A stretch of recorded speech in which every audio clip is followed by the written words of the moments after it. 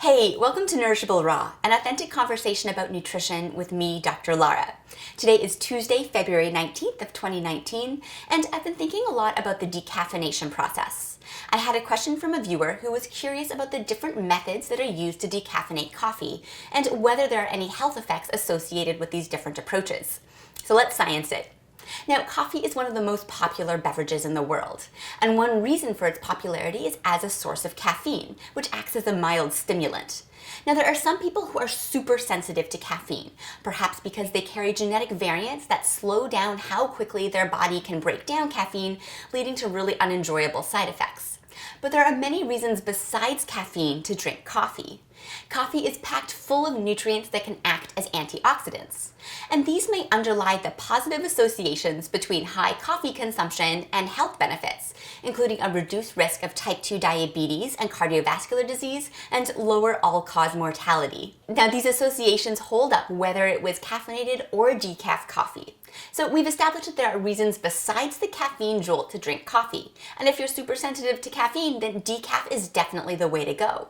But how do we get the caffeine out of the coffee in the first place? In the early 1900s, Ludwig Roselius was the first chemist to produce decaffeinated coffee, and he used the solvent benzene to extract the caffeine. But now we know that benzene is a carcinogen, so it's no longer used. There are currently several methods that are used to decaffeinate coffee. All of the methods start by taking the raw green coffee beans and soaking them in water before they get roasted. From there, these methods use different types of solvents to extract the caffeine. The most common methods of decaffeination use methylene chloride or ethyl acetate as solvents.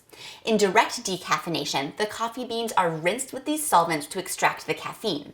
The coffee beans are then steamed to remove any of the residues from the solvents. In indirect decaffeination, those coffee beans are first soaked in water to dissolve out the caffeine, and then that coffee water is treated with the solvents to extract the caffeine. While these chemical solvents have kind of scary names, there isn't any evidence to suggest that the negligible amounts of trace residue that might be left on the coffee has any negative health outcomes. And the expert consensus is that these decaffeination processes are safe. Now, if you're still driven to reduce any exposure at all to these solvents, you can purchase organic decaf coffee, which doesn't allow the use of synthetic solvents. Another method is called the Swiss water process.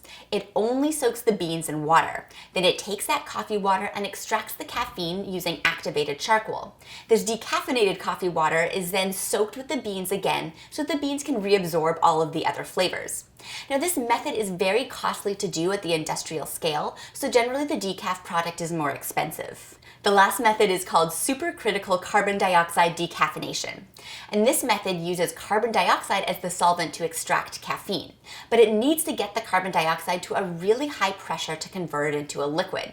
Now, there are no health concerns with using carbon dioxide as a solvent, but the equipment is really expensive, so again, it's going to increase the cost of the final decaf product. None of these decaffeination methods remove all of the caffeine from the coffee. Based on the available evidence, all of these decaffeination methods are safe for human health.